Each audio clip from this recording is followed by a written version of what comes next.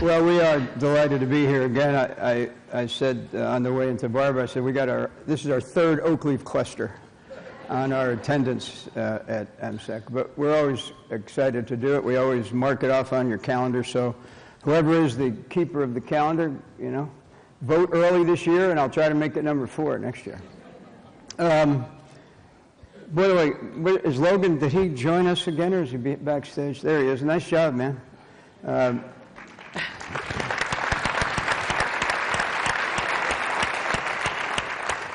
Sergeant Major Graven said, "That's whiskey in a jar." I said, "Of course it's whiskey in the jar. Do you think that I don't know whiskey in the jar?" What a great way to start a Monday, by the way. And I mean being with you, not whiskey in the jar. A couple of thoughts, and then I'll turn it over to Deanie, because mostly what we'd like to do is have a conversation with you this morning. A couple of thoughts. This last week has been kind of a big week in our history as a military institution. Last Monday was the 40th anniversary of the all-volunteer force, which I think is one of the great accomplishments of our recent history, not the military, the nation. I mean, the fact that we can find young men and women willing to serve no matter how difficult the challenges, that says something about our country, and we ought to be really proud of that. And then on the third, of course, was the 150th anniversary of the last day of the Battle of Gettysburg, which I think is probably the defining moment in our history when we realized that we would be better off eventually finding a way to live together than fighting each other. And I think it was Gettysburg, and then that 269-word speech by Lincoln just a few months later, I think, that actually began to set the conditions for us to come together as a nation. And when you look around the world, you can see other nations struggling to try to figure that out, and it doesn't happen overnight. It didn't happen for us overnight.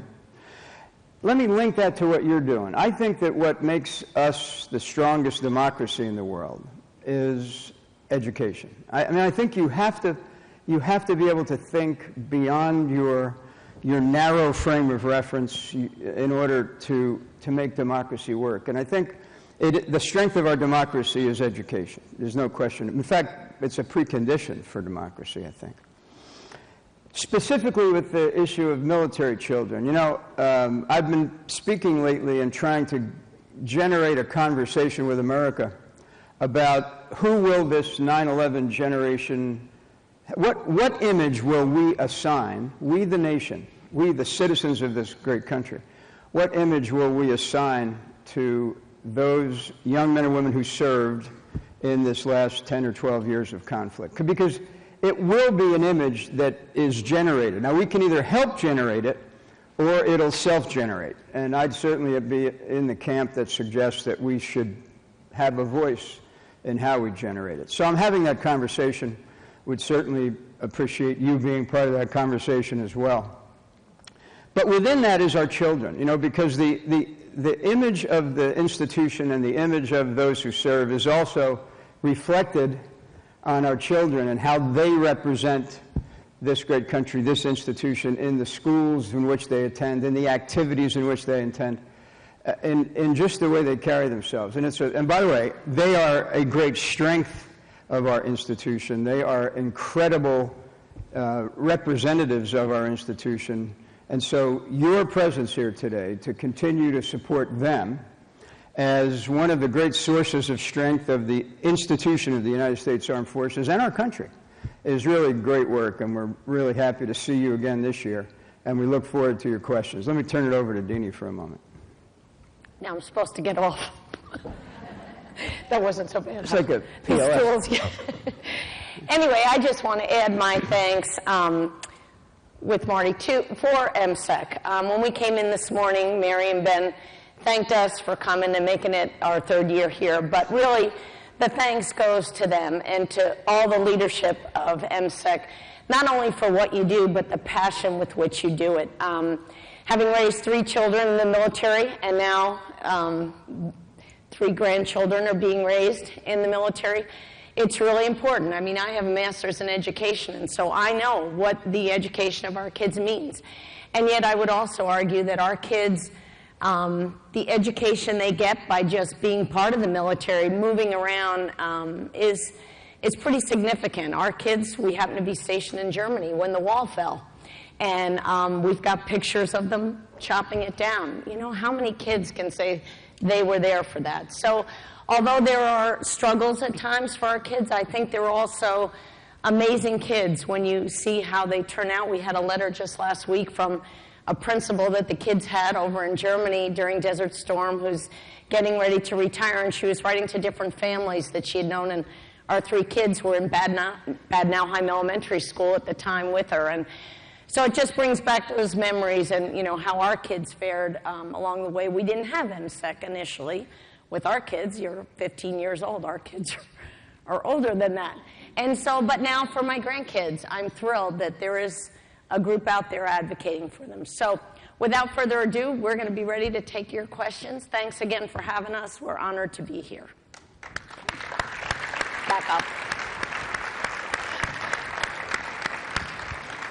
Hey, by the way, where did Riley go? Did I hear you say you don't have a plan? I can help you with a plan. If you need a plan, let me know if you need a plan. Okay, who's gonna, how do we do this? Ladies and gentlemen, we have microphones on both ends of the room. If you have a question, please raise your hand and a microphone will be brought to you. Looks like that. Sound like Don Pardo. Sorry? Somebody got a question? Comment? Criticism? Nah, I get enough of that. How about a question? The first one's always hardest. Then they'll bring Yeah. the dice. Okay. Oh, somebody's going down. There's Oh, yeah, here we hands go. raised down Okay. there. They're coming to you with the microphone. Good morning, and thank you for being here, and thank you for inviting me. My name is Cheyenne, and I have a question for you. I teach at Brewster Middle School in Camp Lejeune, and I just wanted to know, I'm not really military. I work on base, and I didn't spend long in the Marine Corps. I'm retired. But what is the biggest challenge as a parent whose husband or wife is deployed for the children, do you see, as the spouse? And what can teachers do to help in the education of that child? How can we work together? Well, you want to take a shot at that? Sure. Miss Masters in Education?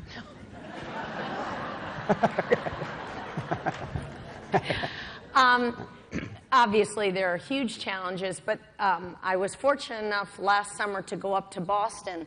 And for those of you, I don't know how many of you know about Operation Home Base.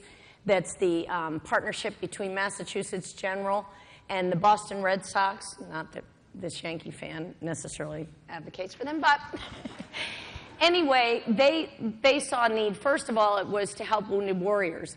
But then the schools was a second, kind of as they started with that, they realized in Massachusetts there are not many active duty posts, as we all know.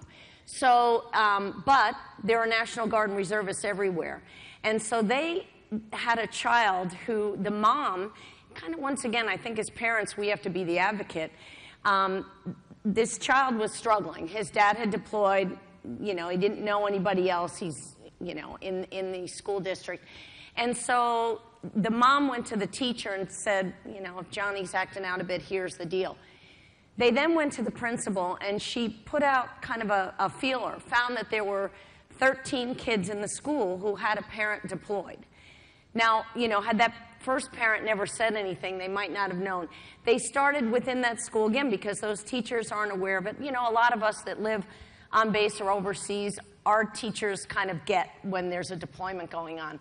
But I think for those that aren't, here was a case where they decided to have a support group for these kids in the school once a week. This young boy that was the first one, they did a VTC with his dad in Afghanistan, so the other kids could kind of say, and he could kind of be, you know, the proud little kid that day to have his dad in. They got a globe in the middle of the room and pointed to where it was. So they kind of made, you know, history lessons and everything else for these few, you know, now here there's only 13 in the school. But for those teachers, I think it was important to know that there were them. And now they've started this, and I forget the name of it, throughout Massachusetts, of identifying in school, having teachers kind of ask the question up front, do we have any kids deployed? Because if you don't know what you don't know. And so I think it's been a huge benefit to just even ask if there are kids, deployed. And then do the support groups, make those kids feel kind of special the way this school did. And that boy certainly, it turned the deployment to a positive for him as opposed to, just more, deployments are hard on all members of the family, on the spouse, on the kids. And so, but I think the more we can do to kind of reach out to them and understand them, the better off we are. What do you think? Amen.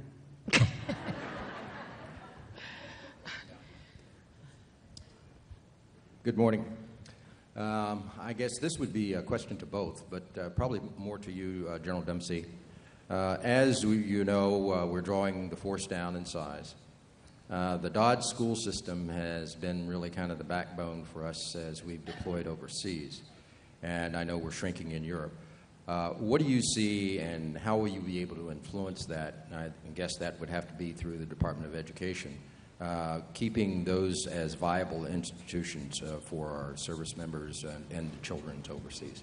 Yeah, that's a very timely question because as we look at various levels of resources from what we have today to what could become the full reality of sequestration. We are looking at every aspect of this giant enterprise. Everything from commissaries to schools to, the things that have been taken for granted for a long time. The one thing I will assure you is that that if there's a change made in the number, for example, of Dodge schools, or the number of commissaries for that matter, if there's a change made, and please don't take the answer to this question to suggest that that decision is made, or even if we've done the proper analysis, but if a change were made, we would certainly do it in a way where we met the greatest need first and then understood how to prioritize beneath that. So, for example, having a Dodge school, again, I tread really carefully here because the analysis is not done to substantiate anything like a decision at this point. But if you're at Minot, North Dakota, I'm making this up, in the Air Force at one of our missile fields, hundreds of miles from nearly anything, you can make a case that the commissary at Minot is more important than the commissary at Fort Myer, Virginia. Now, if you're used the commissary at Fort Myer, don't panic. It's also one of our highest grossing commissaries. So all that has to be balanced. But if you're asking me, is it likely that we will scrutinize all of those systems that we've, for the most part, taken for granted over the years? The answer is absolutely. We'll have to. Now, I'm not in the camp that says full sequestration is a fait accompli. I think we can make a case that full sequestration would be a bad idea for the nation, not just for the military. But yeah, all of those things will have to be twisted and turned and understood before we make any decisions. Good morning. I'm General over here to your 10 o'clock. Yep, I got you. I'm Nick Mamerell, I'm the Marine Corps Senior School Liaison. And one of the questions we have over, I think looking at with uncertainty is where do you see the future of all the family support programs as we go from a wartime footing to back to return to garrison and sequestration? Is there a feel for what's going to be happening with some of these programs? And this could be everything from child, youth, teen, family team building, FAPS, school liaison. Yeah.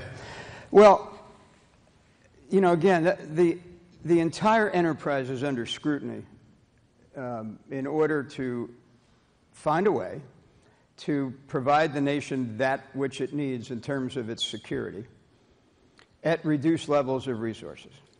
And, the difficulty in answering your question actually is we're not exactly sure how deeply those resources will be reduced. We have a glimpse of what it could look like at sequestration, but not necessarily what it might look like along the way. But to the point, yes, of course, there will have to be changes made in family support programs. But as I mentioned when I discussed Dodge schools and commissaries, this would be an effort to reach out to understand what the community, and that is the community of interest, the community of practice, believe is most important. We're not going to do this from Washington with the famous 6,000-mile screwdriver and come to any conclusions ourselves. But yeah, sure, some of that could be affected. Not the most important programs, but over the last 10 years when resources have been relatively unconstrained, there's been a lot of things grow up out there, sometimes at individual post-camps and stations, and sometimes across the institution that have to be either dialed back potentially or eliminated potentially. But we're not going to do it with a chainsaw. We're going to try to do it in a way that actually meets the needs of the force. By the way, I got to say one other thing about meeting the needs of the force. We have two sacred responsibilities as leaders of the armed forces of the United States. Number one, defend the nation. And that means you've got to have a balanced force, one that is compensated adequately so you can recruit and retain it, but that also has the right equipment, the right training, and the right leadership. And then the second is the sacred responsibility is to never send a young man or woman ever into harm's way, ever, unless they have that proper training, proper equipment, and proper leadership. And so to achieve those two sacred responsibilities, the entire enterprise has to be balanced. I can't have a force that is too large and extraordinarily compensated but not trained or not equipped or not led. And I promise you that the Joint Chiefs are engaged with our elected officials to explain how that balance must be sustained, and then to show what different levels of resources would do to that force in order to keep it balanced. You want to add anything? Yeah, as far as the programs, as Marty said, over the last 10 years, we've got more programs than you can't even make a list of them anymore. So I think what's incumbent upon all of us, especially the senior leadership of the Army, Navy, Air Force, Marines, Coast Guard, is to communicate so you might see that Program A has gone away, but maybe it's because there were 5 programs that kind of all did the same thing but had different names, and maybe one did this and one.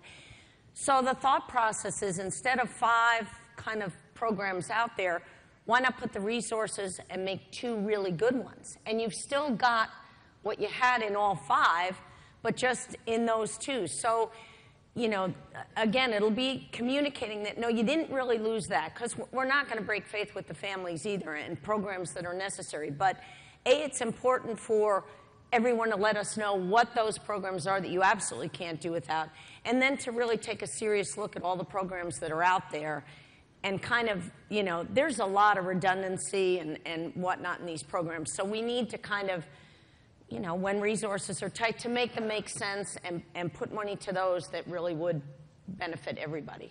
I think that's. Good morning. As a military parent and as a military family, we know that summer is PCS time. And I was wondering if you have any Dempsey family favorite transition tips that you could share with our parents in the crowd. Is there anything that really worked for you? Is there any traditions that you had during your summer PCSs? Transition tips. A sharim doodle doo diddle da, whack for the daddy-o, whack for the daddy-o, there's whiskey in the jar.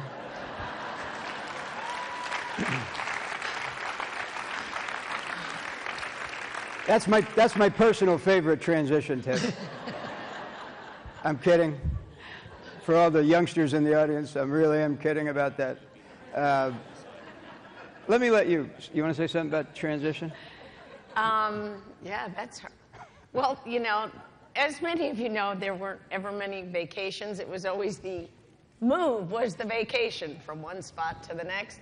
And so you'd I would always do the kind of homework ahead of time where we were heading, and, you'd kind of get excited about it or call ahead to get some information. And then, of course, our PCSs back then, you didn't have the movies in the car and stuff like the kids have today, which is great. So we'd play the license plate game. We'd sing Irish songs. My kids grew up singing Irish songs, so you'd do that for however many hours you were in the car.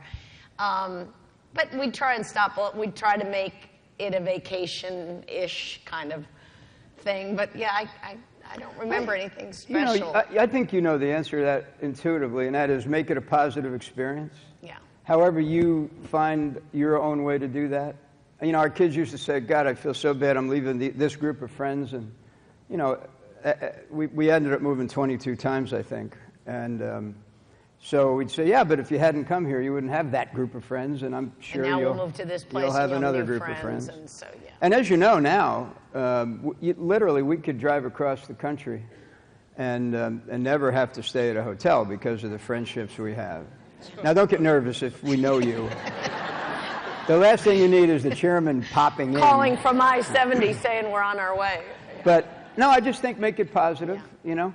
By the way, your children, I'm sorry, but your children will reflect you. If you're positive about the move, they will be. If you're not, if you don't, they won't be. So, you know, behind closed doors, wear each other out. And by the way, we've had our share of that, you know. You mean we're going where? When? Why?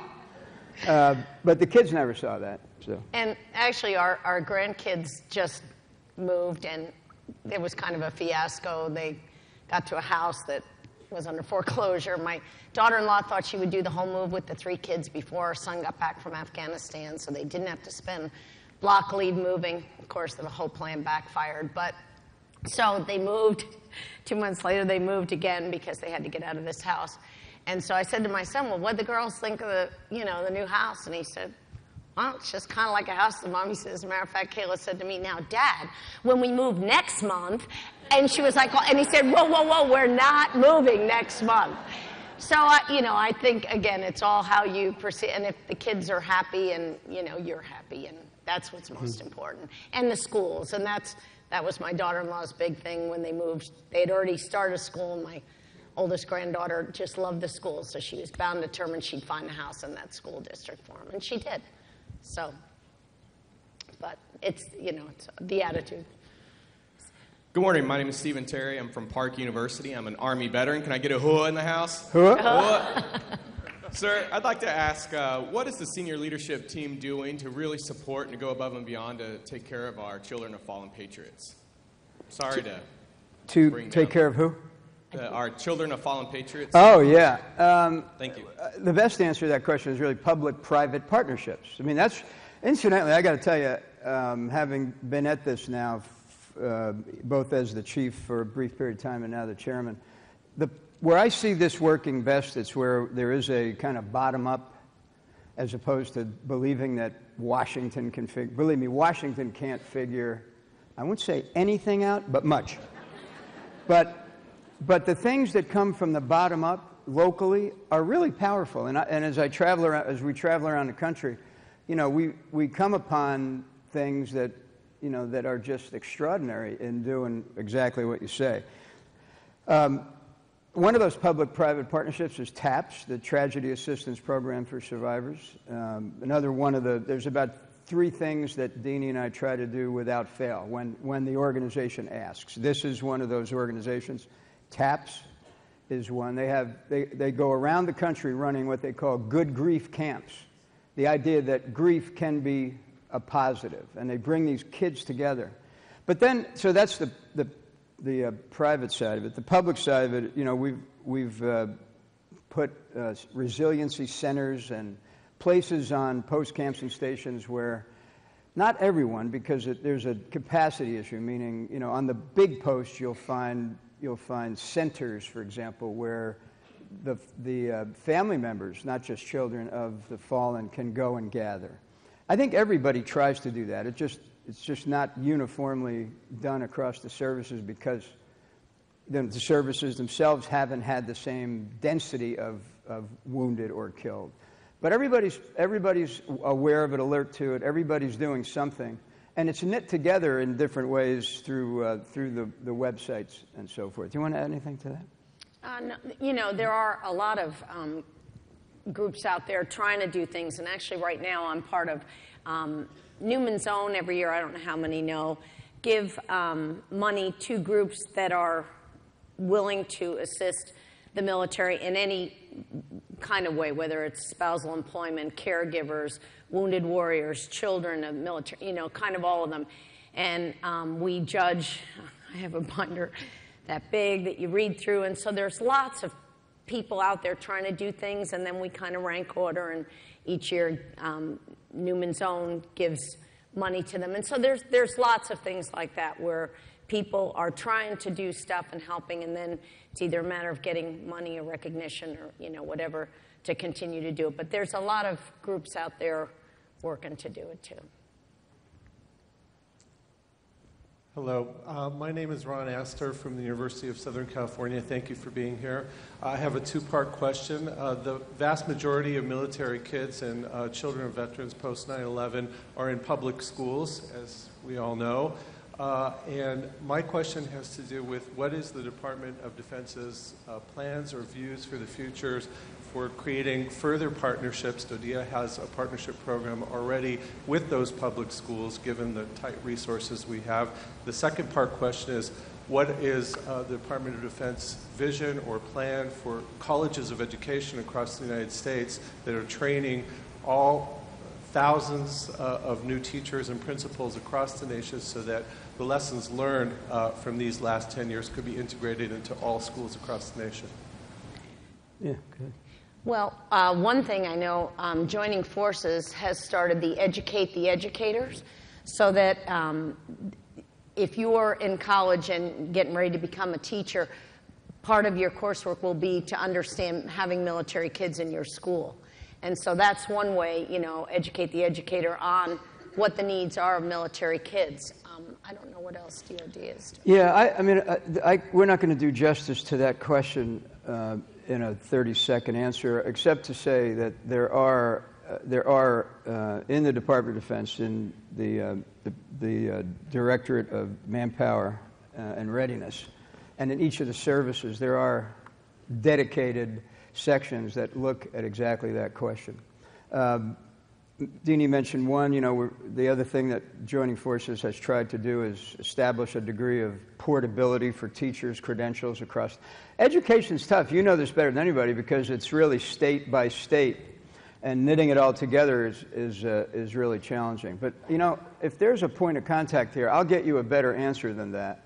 Well, and by the end of that's why we have MCEC also, is to share some of those lessons. But I can tell you what we're doing. Before this conference ends, I can get word over here. If you can tell me what you're doing, I'll share it with you. We'll trade. Okay? Good morning. It's an honor to speak with you. A couple of things. One, I wanted to thank my fearless leader, Nick Marmarella, for standing up and asking a great question and always being there for the school liaisons. I'm a school liaison for New River Air Station, Marine Corps. And so I wanted to say that. The second thing is my husband texted me, and he's watching us live from Afghanistan. So I wanted to say, hi, honey, I love you.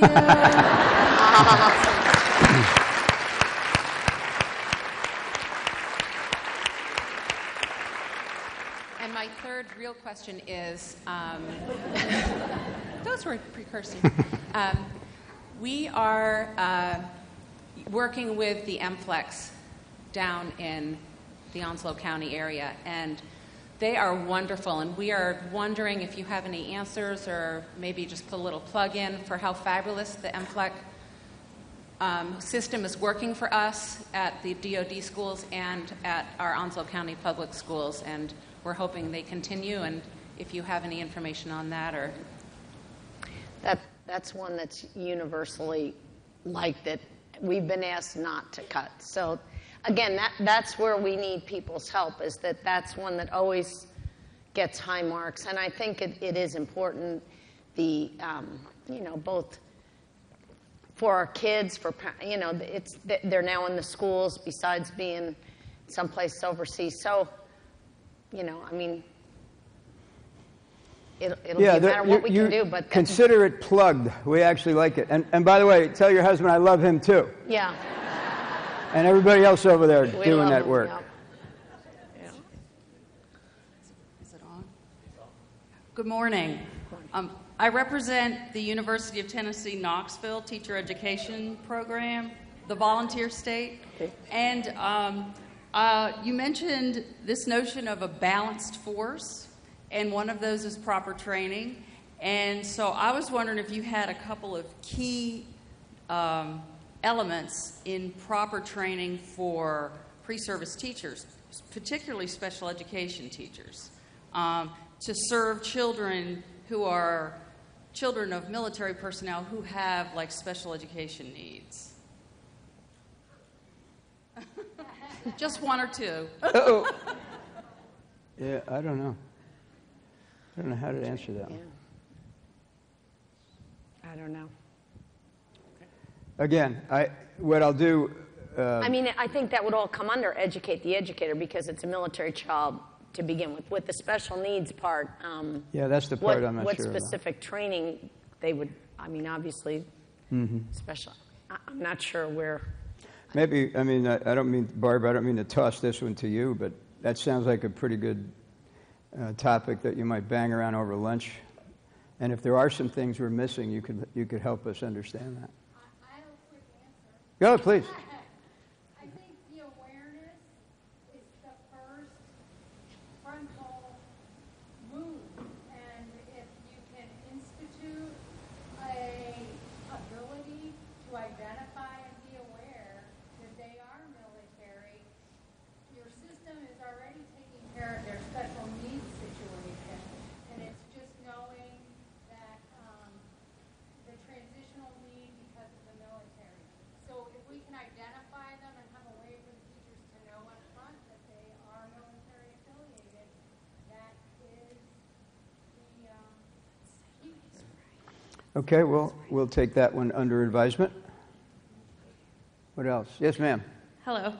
My name's Sarah Johnson. I'm the Child and Youth Program Coordinator for the Oregon National Guard, and I just started a couple of weeks ago, so everything is new and I'm just soaking it in like a sponge. Are there any examples of programs that really helped you and your family stay strong throughout all of your years of service? To be honest, we didn't have a lot of the programs when we all started out. Not the, what was it, and we walked to school barefoot uphill all both ways, but truthfully, there weren't all that many, there were youth activities that we, our kids all played the sports on posts, and that was great. We just didn't, there wasn't an Army family team building, there wasn't even family support all these groups. things, there weren't family support. After Desert Storm, and we were stationed in Germany when he left for Desert Storm, her kids went to school with a tank at the front door. That was kind of interesting because, we were kind of forward deployed and he was gone and we didn't know for how long or what would all happen with Desert Storm. It's at that point that we realized, at least in the Army side of the house, that we needed something to kind of tell us where people were because all of a sudden some people went back to the States and some, we had no way to know who was where or get a hold of people. So I always kid that was the start, that our brigade commander spouse, I to this day give her so much credit that she kind of was the one who started family support groups because she got out these sheets and she started having people fill them out just so we could kind of figure out and identify where people were. But honestly, and I'm not complaining saying that. It's great that we have what we have now, but we didn't have a whole lot of programs when our kids were growing up. Yeah, but let me tie two questions together. I forget who over here asked about which ones are we going to prioritize, and over here it's, what good ideas are out there. They're really the same question, just asked differently. And one of the things you all can really help us with is understanding, how much is enough, where does that enough become a little too much, and if you can afford too much, that's okay. But, the nation is having a conversation, but in case you haven't noticed, about how much structure does a young child need. You've heard the phrase helicopter parents. That's what the recruiter calls parents when they try to recruit a young man or woman out of high school. You sometimes have these helicopter parents who are just hovering, trying to structure the entire experience for that young man or woman when really they're about to enter an institution that is, although it feels like it's the most structured institution in the world, it also values innovation and initiative. And so, you can help us answer the question. We can't solve the nation's problem in the sense that the nation has to also decide how much structure to put in children's lives, but you can help us solve that problem for military kids. And if we get it right, then once again, we'll probably be an example for the rest of the country. What else? Good morning. My name is Holly Cormier, and I'm one of the child and youth coordinators for the state of Illinois. A few years ago, Governor Quinn passed a Public Act 97505, which mandates that schools across the state put a designation on the registration forms to identify military children in the schools. And this kind of segues into what the woman up front commented about. Those numbers are then sent to the Illinois State Board of Education, and it also opens the door for us to offer our resources from our post at Camp Lincoln to these schools, and also do education outreach in the schools to social workers, principals, superintendents. We're just wondering if there are other states that have adopted this legislation. I don't know. Yes, the answer is yes. The answer is yes, yeah. Is it most of them or not yet? Okay.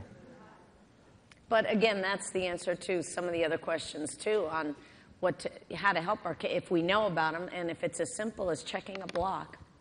How easy is that? So. Here you go. Okay, make it a good one. Good morning. My name is Cynthia Washington Williams, and I'm a military and family life consultant, and I've had the opportunity to be at Minot in North Dakota. Welcome back. Bless you. Bless you, my child. It was cold. Yeah. Very cold.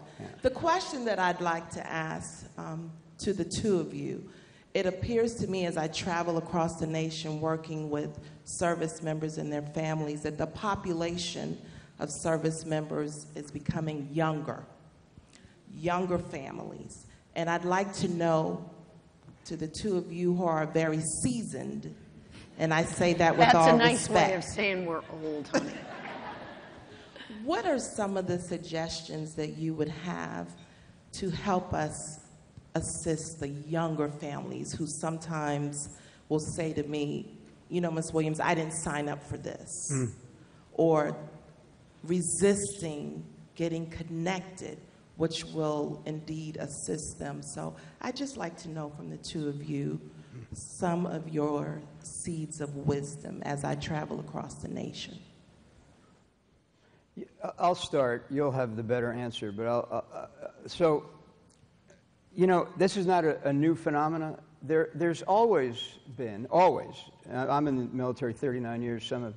Some of my heroes from early in my career are represented here and can look back even a little further than that. But there's always been a part of the force, the families, that just didn't want to connect, that they didn't, they're not especially happy that they've been assigned to Minot. And by the way, I have to tell you, that was one of the most inspirational visits we've made, because when that group of airmen, for the most part, come together and their families, they really bond in that adversity. And maybe that's where I was heading. I have always found in my career that in the places where life can be the hardest, the outposts of the world where we serve, you tend to have people want to connect, and then once they do, they feel very good about it. And that becomes their expectation. And then sometimes when they go to another place, and at 5 o'clock in the afternoon, everybody's heading for the nearest gate, it actually disappoints them. Now the question is, how should we put the effort into connecting people in every place we serve? Absolutely. But I would say to you, there are places and there are people where they're not going to want to do that, and that's their choice. They just have to know that you're there if they need help. You like that? Well done. Okay. Yeah, it's not a new phenomenon. I think maybe it might be more visible because of deployments. Yeah, I think that's probably the harder thing. I think for we seasoned people. I don't like being seasoned. He was deployed Why? 3 or 4 years at one point, and obviously that was really hard. But I think when you have 20, 25 years of marriage under your belt, you've got something to fall back on. And I think that's where it's hard for some of these kids today that have started families young and dad's gone, or mom, and then back, or in a lot of cases, the dual military, one's gone and the other one goes. And I do feel for them, because I think that's hard when you don't have that foundation to fall back on. But again, I think we've got programs in place to help with that. I think we do as well as we can do. We've got you all doing your job. And so, and again, I think sometimes struggles make us stronger and appreciate things maybe a little more. So that was a good question. Well done. So that they told me that that now they're going to hook me out of here, us out of here. Let me just end where we began, thanking you. We're going to need your help to understand what's going on out there. I mean, we have other ways of understanding, but this particular, portal into the challenges of military families, and in particular children, is really important as we do confront a future with some uncertainty.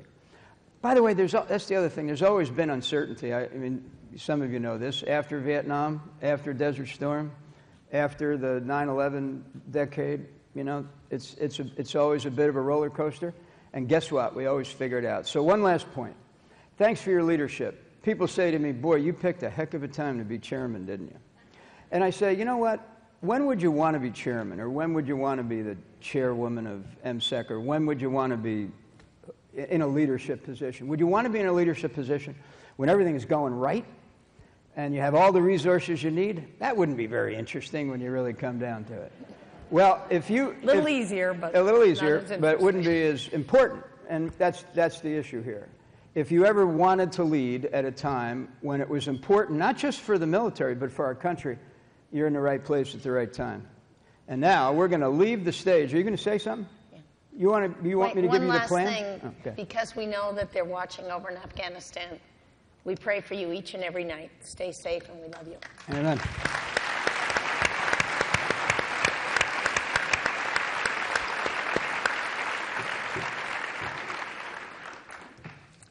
General Mrs. Dempsey, thank you for sharing your family's experiences with the MCEC family. Having the senior military family take time out of their busy schedule to be with us today speaks volumes to your commitment to all military children and all those who teach and support them. At this time, we would like to present the Dempsey family with this token of our gratitude, and it's a limited edition framed print of the graphic of the 2013 National Training Seminar. That's great. Thanks. Nice to meet you. Thank you. There, let's get them in. Thank you. Yeah. Can you get on? Can you? Yeah. Would you get on that side, or you stay here by me? There we go.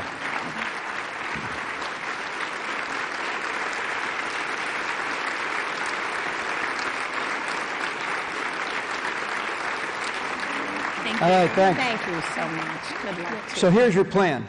Anchors away from the halls of Monte, caissons go rolling, off we go. One of those. All right. Thank Good. you. All right. Thanks. All right, thank you.